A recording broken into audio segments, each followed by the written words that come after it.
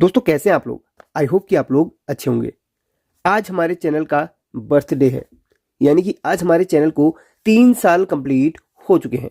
सभी लोगों का तहे दिल से धन्यवाद कहना चाहूँगा, जो लोग अभी तक चैनल पर टिके हैं और जो लोग बिल्कुल नए इस चैनल पर शामिल हुए हैं। बस 1 मिनट का समय लूँगा, उसके बाद मैं वीडियो को शुरू करूँगा। भाई बर्थडे स्पेशल कुछ बातें आपके साथ होनी चाहिए। शुरुआती दिनों में मैंने इस चैनल पे मोबाइल रिपेयरिंग और सॉफ्टवेयर वगैरह की वीडियो डालता था। इस चैनल को जब मैंने शुरू करा तो मैंने ये सोच के शुरू किया कि मैंने इसमें मोबाइल रिपेयरिंग और मोबाइल में सॉफ्टवेयर डालने का वीडियो डालना है। तो स्टार्टिंग से वही काम चलता रहा, फिर धीरे धीरे इलेक्ट्रॉनिक्स की वीडियो भी डालना शुरू किया, लोगों का इंटरेस्ट बढ़ा और जुड़ते गए। उसके बाद इस चैनल को मैंने सिर्फ इलेक्ट्रॉनिक्स का ही बना दिया। मोबाइल रिपेयरिंग के लिए मैंने दूसरा चैनल बना दिया था, टेक हेल्प एंड गाइड नाम से। जो लोग बेसिक से मोबाइल रिपेयरिंग का कुछ ज्ञान चाहते थे वो लोग उस चैनल पर शिफ्ट हो गए। और इस चैनल पर मैंने इलेक्ट्रॉनिक्स का काम कंटिन्यू करता रहा और काफ़ी लोग यहाँ पर सीखते रहे और जुड़ते रहे। इलेक्ट्रिकल की वीडियोस मैं कम डालता रहा, लेकिन अब मैं सोच रहा हूँ उसमें इलेक्ट्रिकल की भी वीडियोस डालूंगा।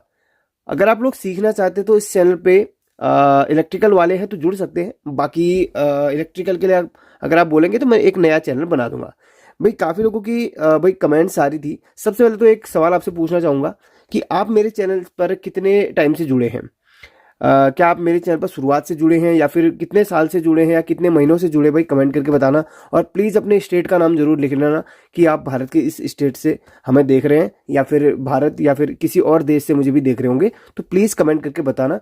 आज बहुत ही स्पेशल दिन है हमारे चैनल का और बहुत ही जल्द आप लोगों के बीच में लाइव आऊँगा अपनी जो शॉप है उससे, और बहुत सारी चीज़ें और बताऊंगा आप लोगों के साथ। अपनी जो भी अभी तक की जर्नी है वो आपके साथ शेयर करूंगा और बहुत ही जल्द आपके कई सवालों के जवाब मैं दूंगा बिल्कुल लाइव में। और यहाँ पर आज स्पेशल वीडियो में लेके आओ इलेक्ट्रिकल की, यानी कि बहुत लोगों की कमेंट्स थी कि जो घर में हाउस वायरिंग होती है उसको कैसे किया जाता है। अभी तो मैं सिर्फ आपको एक थ्योरी बता दूंगा, एक हल्का सा डायग्राम वगैरह समझा दूंगा और उस डायग्राम से भी काफ़ी लोगों को भाई फ़ायदा मिल जाएगा।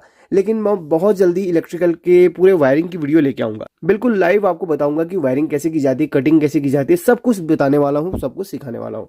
बस आप कमेंट करिएगा कि क्या आप उसमें भी इंटरेस्टेड हैं कि नहीं, वो भी आपको सिखा दूंगा। क्योंकि काफ़ी लोग, भाई बेरोजगारी इतनी बढ़ गई है, काफ़ी लोग सीखना चाह रहे हैं।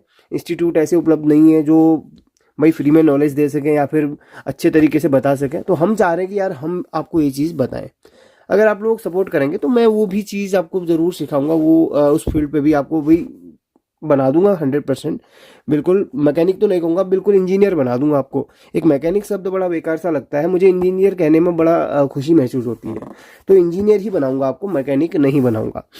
अब देखिए सबसे पहले तो यहाँ पर हाउस वायरिंग कैसे होती है इसका एक बेसिक सा ही बताऊंगा कि किस तरीके से मीटर की वायरिंग होती है, किस तरीके से एमसीबी में कनेक्शन जाते हैं और हाउस घर के अंदर कैसे कैसे पॉइंट्स में कैसे कैसे कनेक्शन होते हैं मैं बता दूंगा। अगर कहीं पर कोई गलती हुई, कोई हमसे भी बड़ा टेक्निकल बंदा देख रहा हो और कोई भी गलती होगी तो कमेंट में मुझे बता देना, मैं उस चीज़ को करेक्शन कर लूँगा अगली वीडियो में। क्योंकि भाई हर कोई अपने आप में 100% ज्ञानी नहीं होता है, कहीं ना कहीं पर गलती हो जाती है। तो इसलिए इस बात को क्लियरली बोल रहा हूँ, कहीं पर मुझसे गलती हो जाती है तो कमेंट में बताइए, उस चीज़ को मैं करेक्शन कर लूँगा। हालांकि मैं मेरा स्टार्टिंग से काम इलेक्ट्रिकल का ही रहा है, यानी कि मैं जो ऑफलाइन काम करता हूँ इलेक्ट्रिकल से ही मैंने अपने करियर की शुरुआत करी है।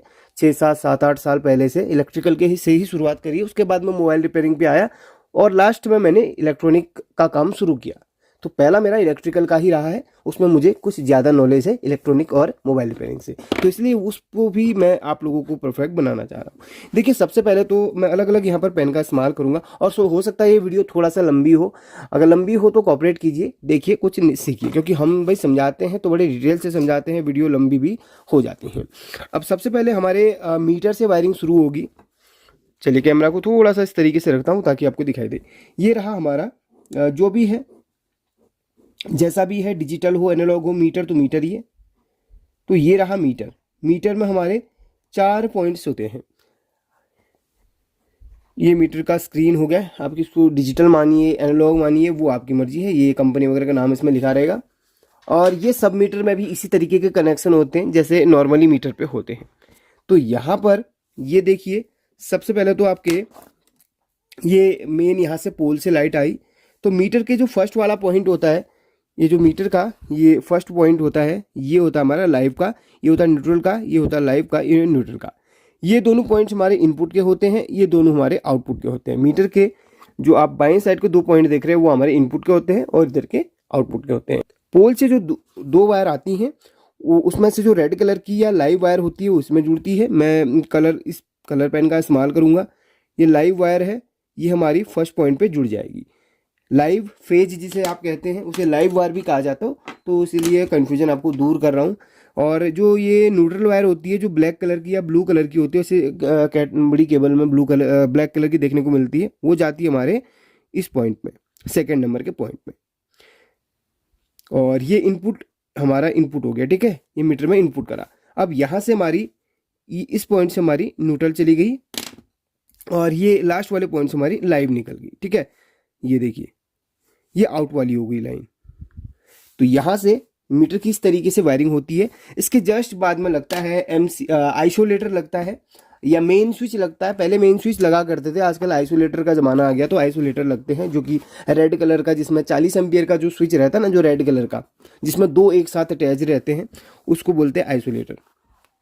तो कुछ इस तरीके से रखता हूँ ताकि आपको क्लियरली दिखाई दे।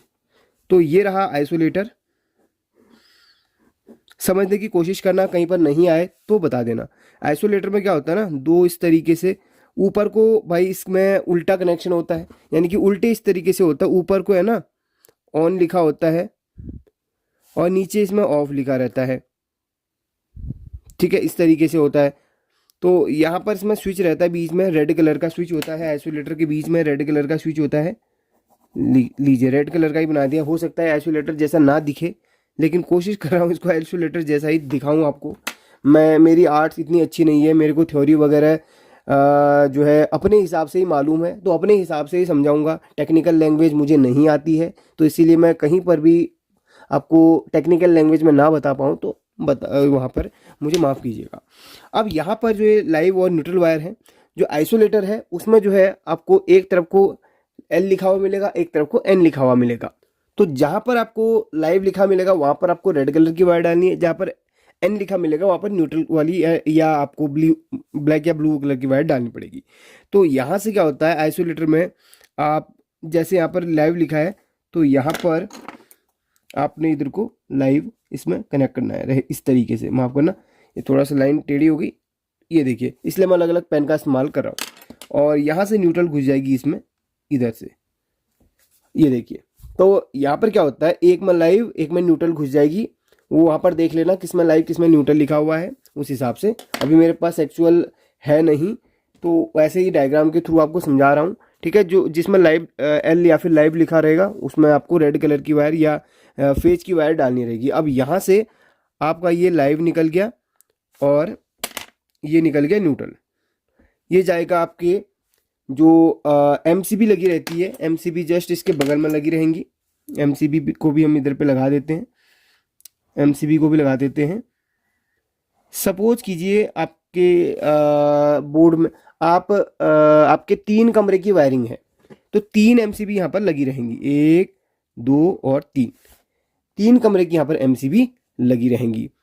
तो यहाँ पर होगा क्या, तो जो रेड कलर की वायर है वो यहाँ पर ऊपर से उठी और MCB में यहाँ पर इस तरीके से कनेक्ट हो जाएंगी।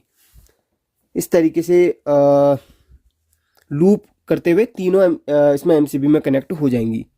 ये MCB का स्विच है, ये MCB का स्विच है और ये। अब यहाँ पर एम्पियर का भी ये होता है। आइसोलेटर जो होता है, जो मेन वाला स्विच ही कहूँगा इसे, DP बोलते हैं इसको काफ़ी लोग, जो ये होता है 40 एम्पियर का, ये होता है 40 एम्पियर का। और जो MCB होती हैं वो घर के लोड, कमरे के लोड के हिसाब से लगती हैं। जैसे आपके कमरे में कोई गीज़र वगैरह आप इस्तेमाल कर रहे हैं तो वहाँ पर आप MCB लगभग 16 या फिर उससे ऊपर की इस्तेमाल करेंगे। अगर 16 की बार बार ट्रिप हो रही है तो आप उससे ऊपर 32 की आप इस्तेमाल करेंगे। वैसे 16 एम्पियर गीज़र के लिए एनफ होती है। अब यहाँ पर अगर आपके कमरे में नॉर्मल चीज़ें यूज होती हैं, जैसे नॉर्मली प्रेस वगैरह या फिर आप नॉर्मली LED बल्ब वगैरह यूज़ करते हैं, तो 6 से लेकर 10 एम्पियर तक की MCB आप इस्तेमाल करेंगे। 10 एम्पियर की जो MCB है लगभग 1000 वाट तक के लिए एनफ होती है। और नॉर्मली कमरे के लिए 6 एम्पियर के लाएंगे तो परफेक्ट वहाँ पर वो मैच करेगी।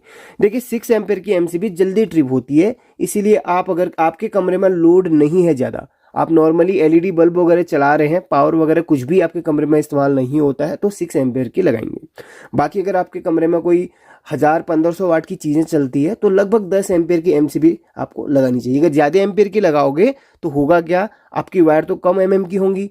लगभग अगर आपके कमरे में 1 या 1.5 एमएम की वायर है और ज़्यादा एम्पेयर की एमसीबी लगाओगे तो क्या होगा, एमसीबी ट्रिप नहीं होंगी बल्कि वायर जल जाएंगी। तो उसी हिसाब से कॉम्बिनेशन देख के लगाया जाता है। तो यहाँ पर अगर आप 6 या 10 एम्पियर की एमसीबी लगा रहे हैं तो वायर लगभग 1 या 1.5 एमएम की होनी चाहिए और कमरे में लोड कम होना चाहिए। इस बात का आप ध्यान रखिएगा। बाकी तो जब मैं प्रैक्टिकली बताऊंगा वहाँ पर और भी चीज़ें समझाऊंगा।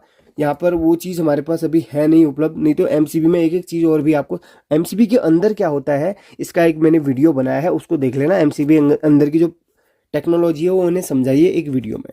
अब यहाँ पर ये एमसीबी तक पहुँच गया, ये मीटर से आया आइसोलेटर पे, ये आया फिर एमसीबी, यानी मिनिएचर सर्किट ब्रेकर इसे कहा जाता है। ठीक है, अब यहाँ पर हमने लाइव की वायरिंग कर ली सभी एमसीबी में। अब यहाँ पर बच गई न्यूट्रल, ये बच गई न्यूट्रल। तो इस न्यूट्रल को हम यहाँ से, मैं सबसे पहले यहाँ पर एक कमरे का भी वो बता देता हूँ डायग्राम, एक कमरे का बताऊंगा, बाकी आप एमसीबी को उसी हिसाब से लेते हुए चलिएगा। तो ये रहा कमरे के अंदर का एक स्विच बोर्ड, कमरे के अंदर का स्विच बोर्ड, और ये रहा बल्ब। ये रहे बल्ब वगैरह भी बना देता हूँ मैं, वैसे ही एक इमेज बना देता हूँ बल्ब की। एक बल्ब ये रहा और ये रहा दूसरी दीवार का बल्ब। अब दीवार तो बनाऊंगा नहीं, तो यहाँ पर इस चीज़ को इमेजिन कीजिएगा, ये अलग अलग दीवारों पे लगा हुआ है और ये तीसरी दीवार पे बल्ब लगा हुआ है या छत पे, यानी कि कमरे में आपको 3 पॉइंट मान के चलने हैं। एक मान लीजिए छत का है और दूसरा आपकी दोनों दीवारों का है, इस तरीके से आप मान के चलिएगा। अब यहाँ पर कितने स्विच होंगे, यहाँ पर होंगे एक बल्ब का स्विच, और ये फैन का ही मान लीजिए रेगुलेटर हो या स्विच हो, ये हुआ तीसरा, और ये रहा चौथा, और ये रहा यहाँ पर ये सॉकेट का, ये सॉकेट के साथ में, ये सॉकेट के साथ में है, ये सॉकेट के साथ में, बाकी ये 3 स्विच इसके हैं। तो ये कमरे में इस तरीके से मान लीजिए आपका लगा हुआ है। ठीक है, इस तरीके से लगा हुआ है। ये कमरे का हमने वायरिंग कर लिया है। अब यहाँ पर यहाँ से वायर आएंगी, यहाँ से जो है ये न्यूट्रल यहाँ से आ जाएगी, ये सीधे आइसोलेटर से ही न्यूट्रल निकल जाएगी यहाँ पर। वैसे एमसीबी के पास में न्यूट्रल लिंक होता है, जो कि हर कमरे से न्यूट्रल उठ के वहाँ पर लिंक होता है। बट अगर न्यूट्रल लिंक में काफ़ी बार शिकायत क्या मिलती है, स्पार्किंग वगैरह की समस्या बनती है, तो न्यूट्रल लिंक का हटा के आप डायरेक्टली, आप सभी कमरे का न्यूट्रल आप डायरेक्टली आइसोलेटर पे दे सकते हैं। तो देखिए यहाँ से सबसे पहले तो यहाँ पर आपको इस कमरे की वायरिंग कर लेता हूँ। ये हमारे इसके कनेक्शन यहाँ तक हो गए हैं। अब कमरे से हमने वायरिंग उठा के यहाँ तक पहुँचानी है। तो सबसे पहले कमरे की वायरिंग बता देता हूँ आपको मैं। ये स्विच में आपको 2 पॉइंट्स देखने के लिए मिलते हैं। ये देखिए 2 पॉइंट्स सभी स्विच में देखने के लिए मिलेंगे।